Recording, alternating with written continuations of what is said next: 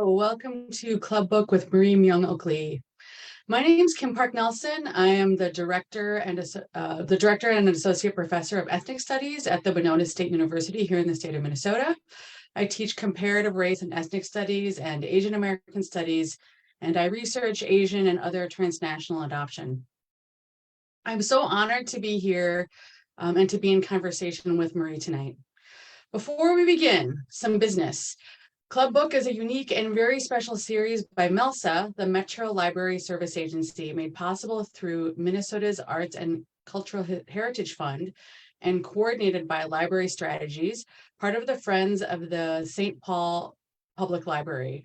St. Paul Public Library is the co-organizer of this evening's talk. Thanks also to partnering bookseller Red Balloon Bookshop. A purchase link to the Evening Hero will be available in the comments section of this live stream feed. Have it shipped, pick it up at their lovely St. Paul store, or have them deliver it personally to your door if you're in the area. One final housekeeping note. In the comments, you'll see a survey link. MELSA would greatly appreciate hearing what you think of this Club Book program. It's quick and easy. Now for the main event. Marie Myung-Ok Lee is a treasured voice in Korean American literature. Her latest novel, The Evening Hero, follows the trials and travails of Korean obstetrician Dr. Yungman Kwak. In the wake of the Korean War, Kwak leaves his family and village to pursue the American dream in rural Minnesota. Lee's poignant time-jumping narrative encompasses rural hospital closures, anti-Asian racism, and how war trauma seeps into everyday life for an immigrant, things that have become suddenly more urgent and topical. Lee is also an accomplished YA writer. Her groundbreaking Finding My Voice, first published in 1992, is often credited as the first contemporary set young adult novel written by an Asian American author and featuring Asian American protagonists. It was re-released in 2021. I'm happy to share that Lee is returning to YA next month with Hurt You. This contemporary take on the John Steinbeck classic of Mice and Men is told from a Korean American and non-neurotypical perspective. In addition to her own writing, Lee is the co-founder of the Asian American Writers Workshop, who sends me many, many emails about their prolific programming, which I really appreciate, and director of the Asian American Diasporic Writers series at Columbia University. In a minute, I will turn it over to Marie to give some introductory remarks about the book, and then I'll be asking her some questions. Before we end, we'll have time for audience Q&A. Simply drop your comments in the thread here on Facebook, and our tech manager will route them to me. If you'd prefer to contribute a question a bit more anonymously, you can also send a private message to Club Book here on Facebook, or send an email to clubbookmn@gmail.com. Marie, I'm going to turn it over to you. Great. Hi, Dr. Park Nelson. So excited to be here. Thank you to MELSA and the St. Paul Public Library and everyone for tuning in. I'm saying hello to you from Harlem, New York City, and it got really dark early. I'm feeling kind of lonely, so I'm really happy to be here to talk about my novel, The Evening Hero. I was going to start by reading a little bit. The book is actually like really large. So, and I've been working on it for 18 years. So I'll try to keep it really short just to give you a little taste of it. But because I've been working on it for so long, I had this urge. I just want to just read it, the whole thing to you, but I won't do that. Let me think what I should talk to you about what the book is about. The main character is Dr. Yungman Kwak, and he is a Korean war refugee who's been living in a fictional town called Horse's Breath, Minnesota for the last 40 years, where he has been the town's OBGYN, which means that he has basically delivered several generations of the town's babies. And he's become an integral part of this town. He's very well liked. They're the sole Korean family in this all-white town, and despite that he knows everybody, a lot of people don't know that much about him, and a lot of people don't ask either. So some of the book has to do with Yungman is in his 70s, and there is a as is happening actually a lot in rural Minnesota right now. There was a corporate takeover of his hospital. He doesn't know it yet, but he's going to lose his job. And his son, Einstein, is an adult. He's also an OBGYN, but he's just moved back to Minneapolis to work at a bro type startup in the Mall of America. And he's inviting Yungman to sort of join this for-profit medical practice. And Yungman is kind of at these crossroads because his whole life he's been a healer. But what does he do now? Like he's older, like a lot of doctors in rural areas. He feels like he still has a lot to give. But is this kind of for-profit medicine what he wants to do? And at the same time, when he was a child, he did something awful in Korea. And this is a secret that he has tried to leave behind. That was one of the reasons that he immigrated. And at this time, when there's so much tumult in his life, he's getting these letters from Korea that are indicating that the secret that he so worked hard to leave behind and forget has not forgotten him. So some of the book toggles between the past and the present. We also see his childhood in North Korea and how he gets out of North Korea and what happens to him during the Korean War. And a lot of it has to do with, so the people in Horse's Breath just see this little Asian man and they don't understand this huge epic story that he has behind him. And for Yungman, his big question is he just gonna live out, how is he gonna live out the rest of his life? And is he just going to kind of let the secret hopefully die with him? Or is he going to have the courage to face up to what he did? And the big question is there a too late for something like this? So what I'm going to read to you is just two small parts from the beginning, just to give you a little bit of a taste of the tone of the book. Because as mentioned, it's 450 pages. So I'm just going to read a little bit from almost the very beginning. The Finnish name Mackie was by far the most common surname in the town. Whether on the ER whiteboard, in the high school honor roll in the paper, or in the phone book, Yungman was continually squinting into a thicket of Mackies. There she was, Lorraine Mackie, the one who had called this morning. Hello, Mrs. Mackie. He was pleased to see her already hooked up to the fetal heart monitor, the two sensors correctly placed. Guess it wasn't the hot dish, huh? She burped delicately. He watched the monitor. She was in labor, all right. The baby's heartbeat flattened and then bounced back nicely after each contraction, no decels. An uneventful advancing delivery. He often became crampy himself when it was time to push. He felt faint twinges in his pelvis area now. This baby would be out by early afternoon. Yungman made sure she had plenty of ice chips to chew on and told her to call a nurse if she was uncomfortable. Lorraine Mackie smiled at him. I don't even need Stadol. I'm fine. You're a tough cookie. These descendants of pioneers, Yungman thought admiringly. He went to the supply closet and made sure the instruments and vacuum suction were there if he needed them. Things had a way of disappearing from the closet these days. Dr. Kwak, said Patsy, the ER nurse from behind him. Mrs. Mackie said her water never broke. I have the amnio hook if you need it. Hello, Patsy, Yungman said. Were you the one who hooked her up to the fetal monitor? She nodded vigorously. You can't work in the emergency department for up to 30 years and not pick up on some stuff. Mr. Tinklenberg keeps saying we have to remember that the ER and OP are the quote unquote brand introductions to the hospital. She rolled her eyes. Probably no one was a fan of the president, Tinklenberg.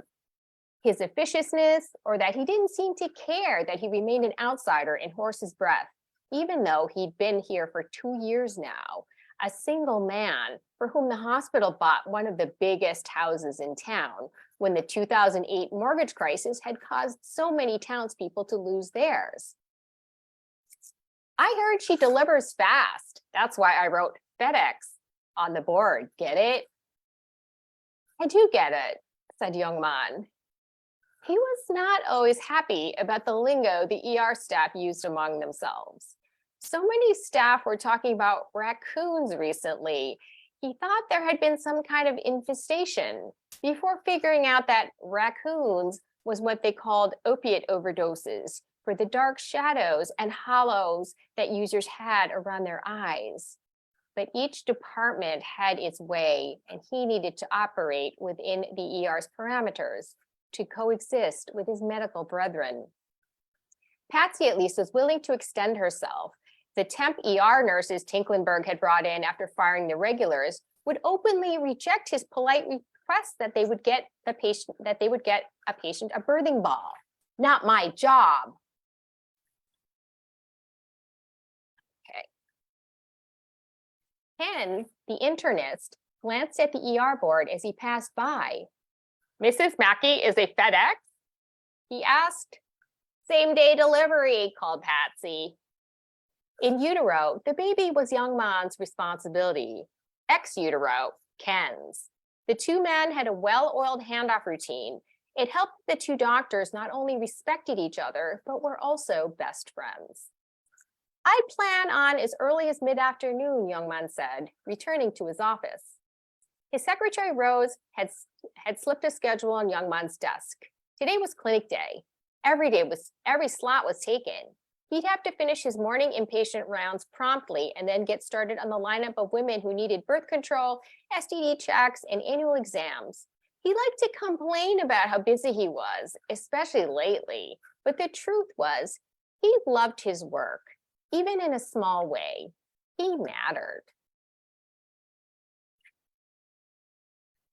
So this next scene is just a quick little scene where Yungman doesn't realize it yet, but he's about to become a victim of rural hospital closure.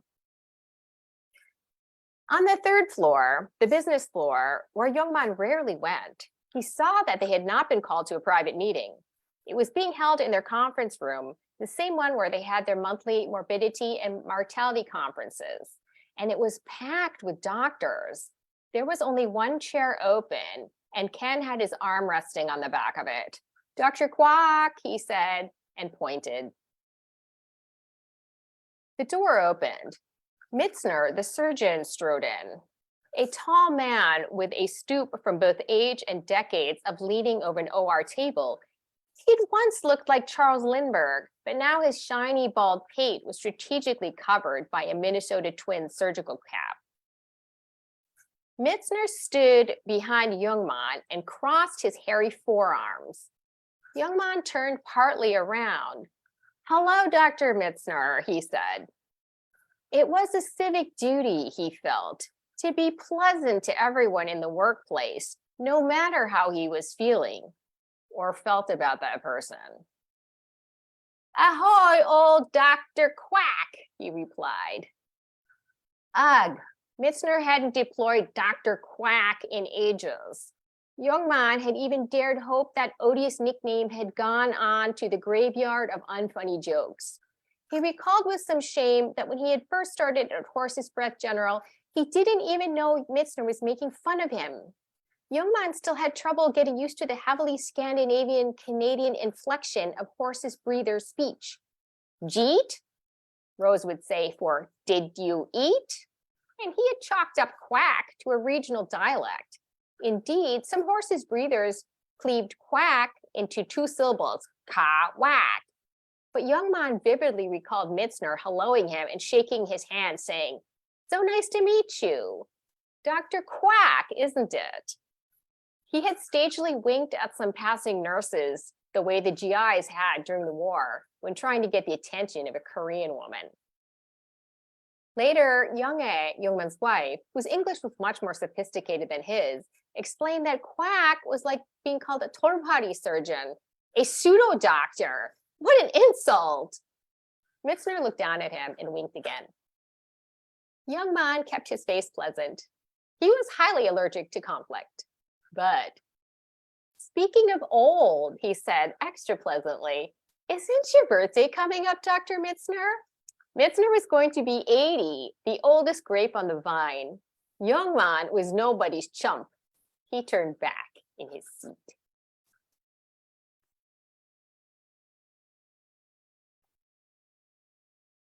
Thanks so much, Marie, for reading those parts of your book. I think it's a great table setting for folks who haven't read the book yet. So I have a number of questions. So I have a number of questions that I would like to ask you about the book, and then I know that we already have several audience questions that are starting to come in. I guess my first question for you is really about the setting in Minnesota. So I know that you have some ties to Minnesota. The thing that I really noticed immediately about the book is that there's this, obviously it's this this Korean immigrant living in northern Minnesota, which is a there's a little disconnect there that you kind of talked about as you introduced the book. But here in Minnesota now, the second generation immigrant Asian American experience is really becoming more and more common. I mean, but I know from both studying whiteness in the state of Minnesota and then also growing up here myself in the 1970s, during that time and before that, it really wasn't a common experience. And so I'm wondering, for you, growing up as the children of immigrants here in the state of Minnesota, how did that influence your writing? How did that influence and then particularly, how did that influence how you put together this book? Well, so I grew up in Hibbing, Minnesota, which is in the Iron Range. It's probably closer to Canada than to Minneapolis. It's about 200 miles north. And you know what's funny, when I live in New York now and I meet other people from Minneapolis, they don't know where Hibbing is, or a lot of people don't know about the Iron Range. It kind of blows my mind a little bit, because I'm like, well, I live there, and also Bob Dylan is from there. And so I think I also found it interesting because even for someone like Bob Dylan, whose family was Jewish, that was also really different at that time. So when my parents immigrated, as opposed to Yungman is younger. My parents immigrated in 1953, right after the Korean War ended. They were Korean War refugees to some degree, because my father worked for the U.S. 8th Army, partly as a doctor.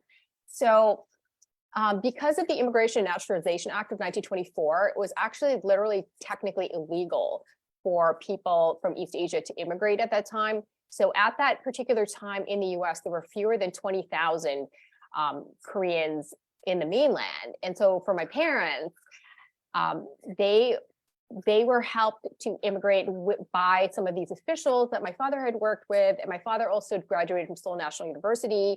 He was highly trained anesthesiologist. He ended up participating in some of the first open heart surgeries at the U with Dr. Lily High.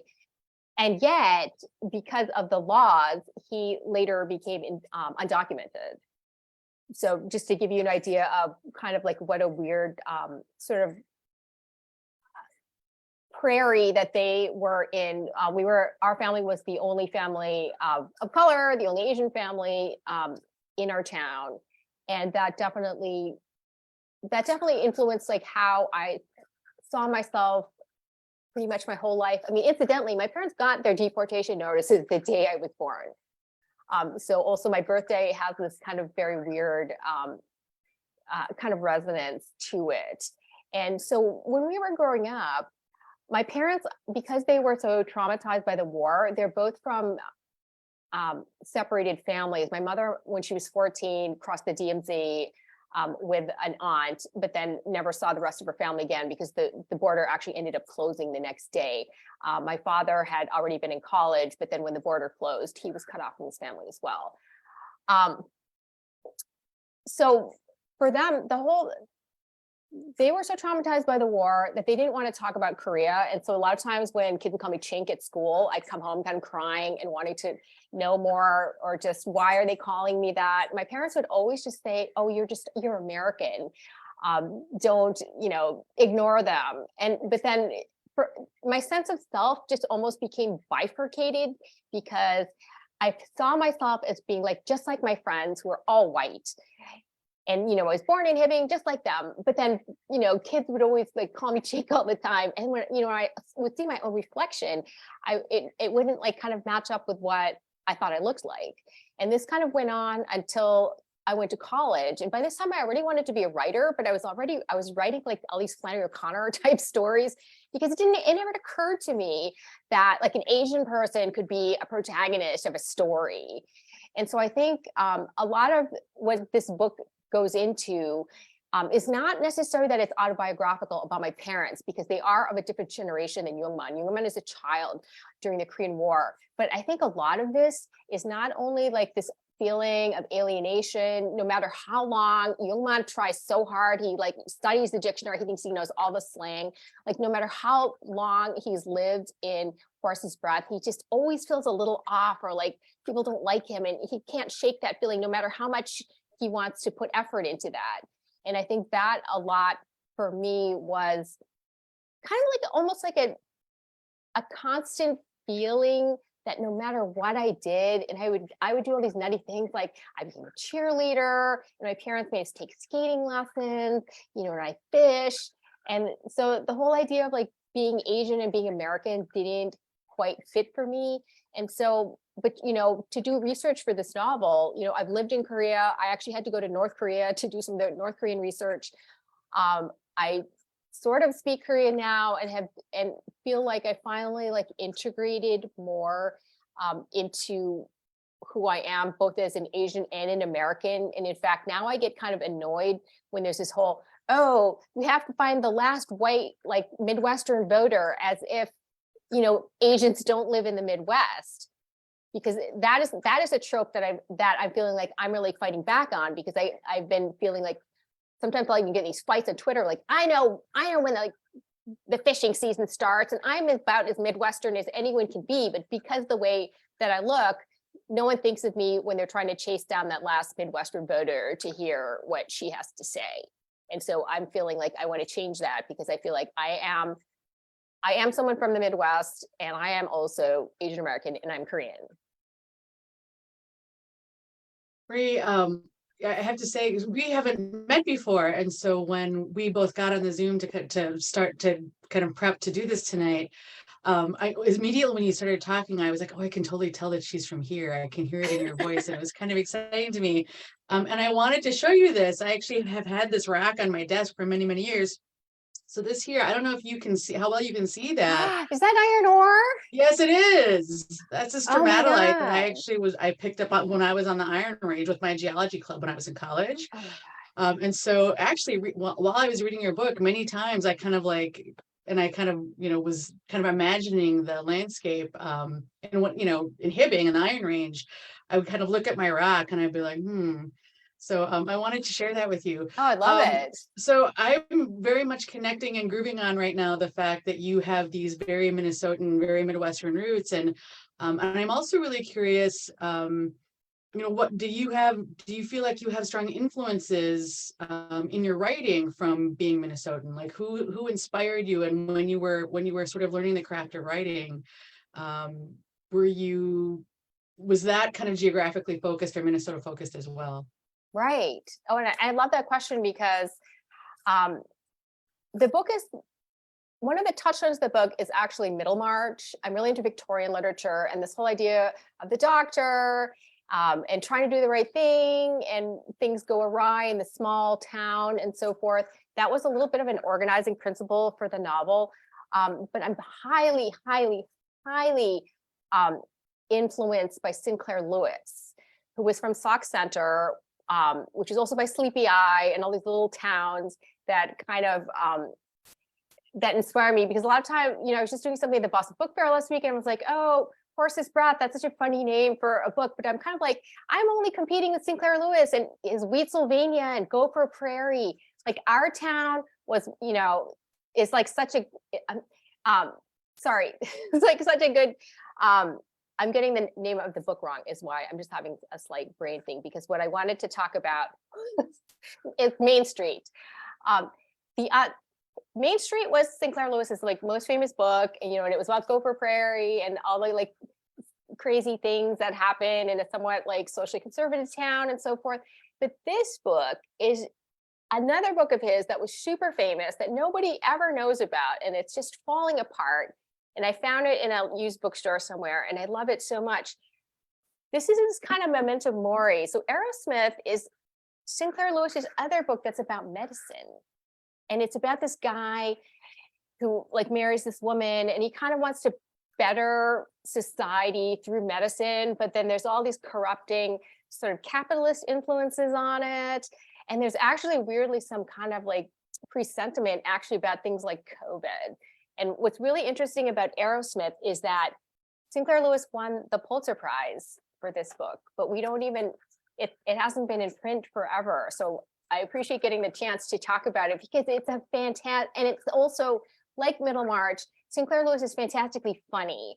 And I think because I was writing about genocide in the Korean War, I didn't feel like I felt like the only way I could do it is by having the book be funny. And also Koreans are terrifically funny. So yay, Sinclair Lewis. Thanks for sharing that, Marie. The book is very, I mean, it's many, many things, right? It's a slice of life. It's like achingly, heartbreakingly sad, but it's also very, very funny. And I have questions about both of those things. I'm not sure if I'm going to have time to get both of them. So I'm like, oh, which one am I going to ask? So I think that I want to talk about, I think that I want to ask you about,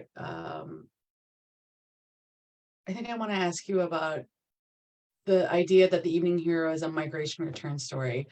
I mean, I love that it's a migration return story because I think that so many of us who are in the US or in other places around the world who have migrated or had to migrate try to go back, but it's hard to go back, right? Or it's complicated to go back. You're not the person you were when you left. The place is not the place it was when you left it. But I also, I mean, I think that you connect that so beautifully with the fact that of this displacement, right? Like Yungman and Myung-Ok have had this like a lifetime, like many, many decades of adjusting to living in this rural setting in the United States. But you still, I mean, you really, really feel their displacement and you give many, many sort of like gestures and clues to how that's happening. And by the way, I also really appreciate that like right at the beginning of the novel, you kind of gesture towards the fact that Minnesota is the ancestral homeland of another displaced people, the Anishinaabe. And so I kind of feel like, okay, so here's a displaced person who's like living on the land of displaced people. But then in the story, when the two of them go back to Korea, which I hope I'm not giving too much away there, you also feel their displacement there after having been gone. And that's such a common experience for people who are trying to go back and who are engaging in what in immigration studies we call return migration. And so I'm wondering if you can just talk a little bit about displacement and return as Korean diaspora members. I mean, I have lived in Minnesota for a long time, lived in the United States for my whole life. But have gone back to Korea, and it sounds like you've had that experience as well. And so I'm wondering if you can talk a little about that, and kind of, I guess my follow-ups or like the additional questions are, you know, there's so much that it's clear that these characters have lost. And so I'm wondering, like, what do you think we lose when we migrate? Can we ever really go back? Right, and I love that you put it in terms of migration, because I actually often bring that up where a lot of times people really simply think of immigration as a binary, old country, new country, but that's actually not what it is for most people. Most people are just the sum of the history that's brought them here. Yungman's journey basically is he's born in North Korea under a colonial power when Japan basically owns Korea. And then after Japan loses the war, the US comes in and partitions the peninsula. And then through all of these things, I'm going to leave it a little vague so you can read about it. But then Yungman eventually he forcibly migrates to the South. And you have to also remember that it's kind of like, you know, when it was never, until the US partitioned it wasn't North Korea and South Korea. Like people don't even like, there's never been like, oh, there's this separate North Korea that's evil. So you can think of it when the partition happened, people would be talking like, well, I heard the Russians like will rape grandmothers, like maybe we should leave. But then other people would, you know, you think of like if you lived in Minneapolis and then everyone had to either have to go to Canada or to Mexico, like, are you going to go or are you going to stay? Like, you don't even know when you're in it, you don't even know what's going on. So for so much of what has happened to Yungman and Myung-Ok is that they're kind of buffeted by these historical forces, and the fact that they survive is really kind of part of the current that just takes them to the next place. And then the reason they come to the US, ironically, is because Young-A is pregnant and then she needs to get an abortion, but then it's pre-Roe, so then there's some other things that happen. So much of like who they are, where they are, happens in this way. And then because also Yungman has a slightly different documentation problem than my parents, but it also has prohibited him from really traveling back to Korea. And also he kind of doesn't want to, but that also he kind of can't because of certain, because of his papers. But then later, when he's able to, he still doesn't want to because he has a secret, but he can't tell anyone about the secret. So he has all these selves like piled up on one on another. And then he essentially has no home that he wants to go back to. And that is a little bit of how he feels bad because everyone around him has some huge desire or material possession, the bucket list, like something they want to do. And he can't think of anything he even wants to do. And it's a little bit of this inchoate feeling because he's never truly, not only like had a physical home, but he's never been quite at home with himself. So a lot of the book is he going to be able to resolve this? And you do see, I can quickly mention, like when I finally was able to go to North Korea, they don't let diasporic Koreans into North Korea because if North Korea was the best, there shouldn't be diasporic Koreans anywhere. So, but I had an opportunity to go as a faculty member when I was teaching at Brown, and I did manage to actually sneak my mother as well. And so, of course, all the students were completely watching her going, oh, she's going to have some emotional reaction, but she had a zero emotional reaction because people don't realize 99% of North Korea was decimated by the US and the Allies in the bombing. So it was totally redone. So when my mom got there, she did not recognize anything. And not only that, the one time she's like, oh, I kind of like this. I remember this gourd. And there is a gourd motif in the book. And this is where that comes from. So my mom is like, oh, I remember these gourds growing like this when I was growing up. So she went to touch it and it was plastic. So it was kind of like all these layers of everything, like that, especially in North Korea, like it's completely changed because of geopolitics and the Cold War, which really actually had nothing to do with Korea. It really had everything to do with the US and Russia. And that now people, like my entire North Korean family, like my grandparents, like are people that we've never known. Like the whole time we've lived in Minnesota, we've had no extended family. And it hasn't been until later that I'm realizing how kind of strange and how stressful that must have been for my parents to like leave their family that's already so minuscule and then come to Minnesota where we don't have any people that know us. So in fact, our neighbors, we used to call them Uncle Howard and Aunt Marie because that was just kind of the closest we had to an extended family. And now I'm really understanding how precarious the whole immigration story for my parents must have been. Right. So I have one more question, then I'm going to start digging into some of these audience questions. So I really identified strongly with Youngman's character, but I also wondered a lot about Young-A. And I'm wondering if you were ever tempted to just write Young-A's story, because in most of your previous novels, you have these, you have mostly women and girl protagonists. And so I'm wondering, why did you choose the male protagonist for Evening Hero? That's a good question. You may be surprised to know that originally, when it was more Middlemarch-ish, the book was actually all about Einstein. It was a much more social novel about someone who wants to monetize their practice. And the Yungman pieces were just like little mortar pieces in between. And then there were a few Young-A pieces too. So it was mostly Einstein and him trying to get his business off the ground. But it wasn't until the 2016 election suddenly made me feel like, one, that the book had been much more satirical earlier, and it made me feel like satire was suddenly not an effective narrative technique for me, because satire depends on excess. And I felt like everything going on, kids in cages, like I just kind of felt like satire was not really going to work. Like I could still use humor. But then the thing that so radically changed the book was on my Facebook group. So I am still friends with a lot of my friends that I had growing up, and I'm on a lot of Facebook groups from my town. And somebody in my town very proudly posted this bumper sticker. And this was at the time when Trump was talking a lot, if you remember, about bombing North Korea, just a little bit earlier in his term. They posted a bumper sticker that said, every day, like 50 species of animal go extinct. North Koreans need to be next. And that just made me realize, my father, being the anesthesiologist in this town, has probably like touched every single person, saved countless lives. Like if you had a baby, an accident, a surgery, like my father like treated you. So do you not know that that's what a North Korean looks like? Do you not know that that's what an undocumented immigrant looks like? So that kind of just, I don't know, fired me up to both thinking of my father as this little Asian man and Yungman as this little Asian man.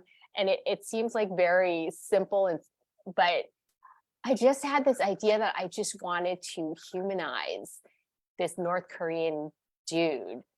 And then by just letting that out, and then Einstein just kind of receded into the background. And that's one of the reasons this book has taken 18 years to write, because in 2016, it was fairly ready to come out. But I actually told my agent and my editor that I just felt like I wanted to do something much more consequential about race, even though egotistically, it would have been fun to have like a big novel of ideas that's kind of Victorian about capitalism. But that ended up not being the novel that I ultimately wanted to write in the shape of how. So there had been more Young-A before, but then it's kind of just basically, once I let Youngman take the steering wheel, he just kind of took it over, and he's kind of crazy. So it was just really enjoyable spending all this time with him. I love that. I really could feel, the dedication of the book is to your parents and to your uni.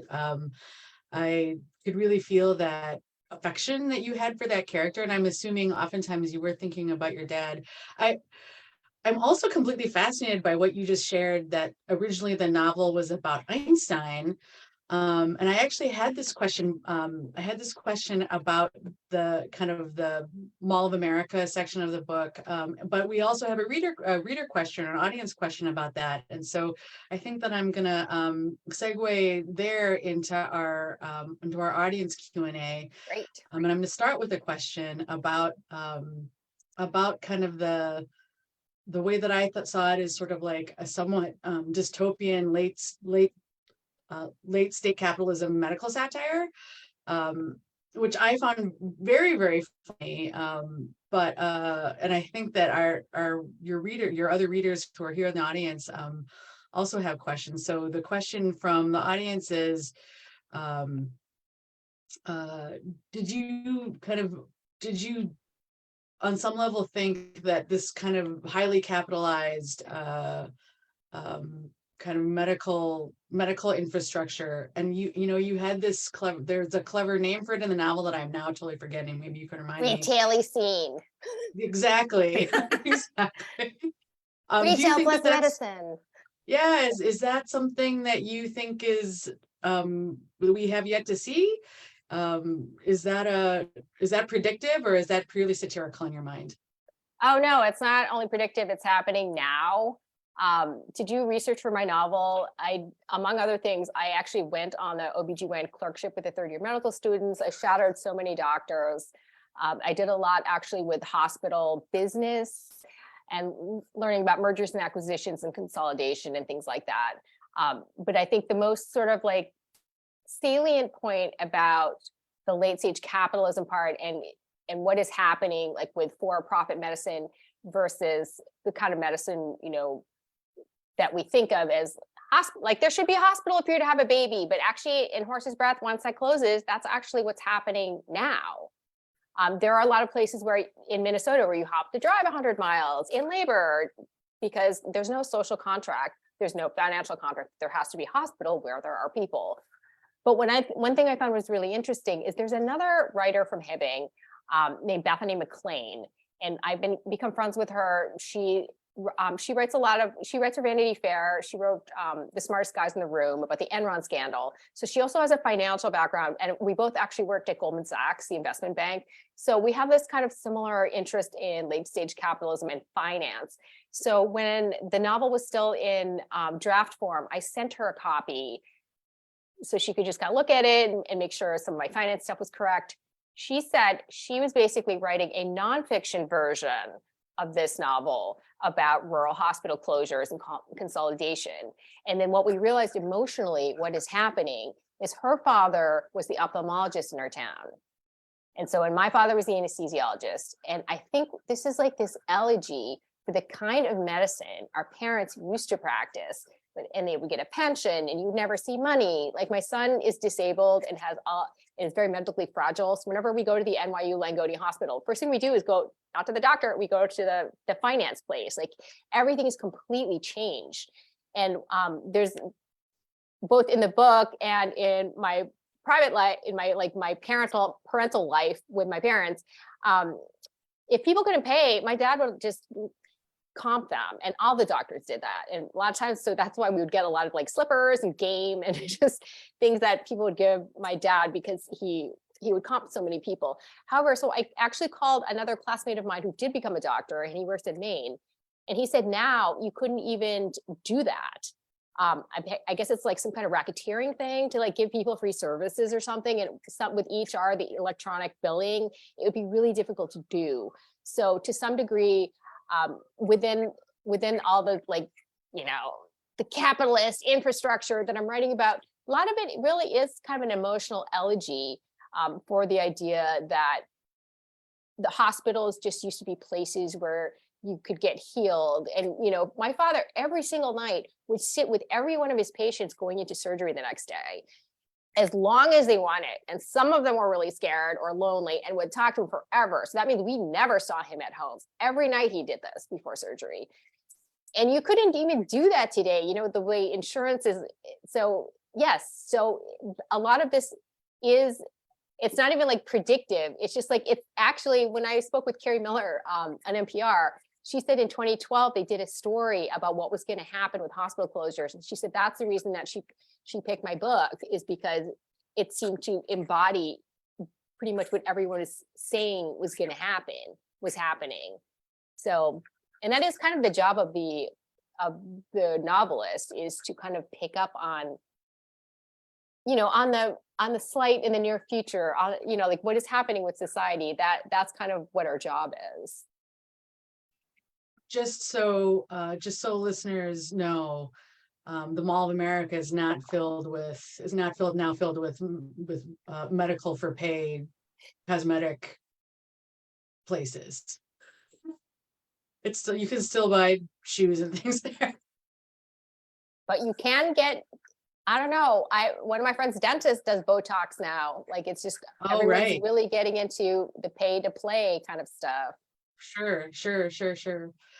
So there's another question somebody's saying, so this drew my attention because they start their question with asking this for my book club. And I just want to put in a plug. This is a great book for book clubs. Maria, I admit to you, as I was preparing to have this conversation, I was a little nervous. And as I was preparing to have this conversation with you, I was like, I kind of like put the word out to my peeps. I'm like, hey, I'm reading this book. Does anybody want to read it, or have you already read it? And then we can have like a book club discussion about it. And we did it. It was people from kind of all over. And so we did it on Zoom, and it was actually an awesome discussion. So this, the book works, and it was really helpful for me to kind of like think through not just what I had read, but then also get other people's take on it, which was like totally fabulous. And so this is great for a book club. So, so here's somebody saying, asking this one for my book club. Is the exchange market zone real? Was it a real part of the Korean War? Oh, thank you for asking that. Why did you decide to put it in the book? Thank you for asking that, because I kind of like gestured towards it as a fictional thing that I wanted. But get this, it was a real place. Not only that, it was a real place. And then when I was in North Korea, because of some mistake, because I kept going, I got myself to North Korea, but what I really want to do is go there so I could feel what that was like. And of course, we're never going to get close to that, because when you're in North Korea, you have to do everything they tell you to do. So we mostly went and saw these monuments, but something weird happened. And then we skipped going to this farm. We did go to Kaesong. So yes, it did exist. It was like kind of within these two zones. And now it is kind of vaguely within Kaesong, which is the place where North and South Korea are starting to do more trade. So they're building like a lot of factories there and stuff like that. So yeah, there was actually a place where Koreans would just like sit back and just be Koreans again for a little while. Yeah, it did exist. I really love that scene in that market where like it's this one place where it's like things are kind of somewhat normal. Okay, here's another question from an audience member. Looking back, do you think the finished novel would be significantly different if the writing period hadn't been such a protracted one? You already talked a little bit about how you changed everything in 2016, but obviously you've been working on the novel for a very long time before that. And so this person's trying to be sensitive. They're saying, without asking for spoilers, are there any parts that you found particularly difficult to tackle? And so I think that the embedded question is, what were you doing that it took so long? And was it because it was somewhat autobiographical that made it such a long process for you? No, it wasn't that part. It was that I think because I know so little about my parents' backstory, I think I wanted to write my way back into a Korea and maybe a Minnesota that could have been, and I wanted to make sure it was like completely accurate. So as I mentioned, I literally went on a rotation with the third year medical students. I did everything that they did. I followed all these doctors. I went to North Korea. So that being able to do that kind of research, and also, so every part of the book that has to do with the Korean War has been from oral histories or other testimonies that I have gleaned. Because one of the other sort of soft goals of the book is I wanted to decenter traditional narratives of war away from historians or how we already think we know what happened, military history, into what the survivors have to say, because their experience is really different. And also when you're in war, you don't even like know what's going on. So one thing I thought was really interesting was that a lot of people described stuff falling from the sky. And it seemed to be that even though here it's still under debate, did the US use biological weapons in Korea? Well, it seems from talking to the people that I did, and I talked to veterans as well as Korean War Koreans, that this was like fairly common. And so what was interesting is that here it's all hush hush. In fact, this guy who's writing a whole book about the Freedom of Information Act said, how'd you get all this information? I've been trying to get it from the CIA. And I just said, well, people told me. But then also, if you watch like Bong Joon-ho's Oob, he's the Korean director who did Parasite, but he earlier did one called The Host, which is a kind of fun, it's not funny, but it's like a metaphorical one where there's this Godzilla that comes out because the US is dumping stuff into the Han River. But there's a kind of funny scene, like as he does, of these people like getting gassed while there's like an announcement that's like, don't worry, everything's fine, like the US is here, da da da. And they're kind of falling on the ground, much in the way that I imagine that appears in a scene in the book. And it just made me realize, wow, as an American, this is all hush hush. We still don't know if it happened, but in Korea, it's in this movie. Like this is just part of the cultural memory because people saw it. So I think that's what's taken me so long. First, like needing to get to know Yungman. He's a guy. I have no idea. Like I had to do so much research to what would he have eaten? What would his life have been like? And then also just like, the Korean War was incredibly complicated. And then just digging up a lot of that and trying to figure out like what was biased versus unbiased. And for instance, this young academic wrote this really interesting book called The Interrogation Rooms of the Korean War. And it has a lot to do with like these weird interrogations the US did, and then how PSYOP, so we think of it, oh, it's North Korea, the Manchurian Candidate, but actually the US was the one who introduced the PSYOPs during the Korean War.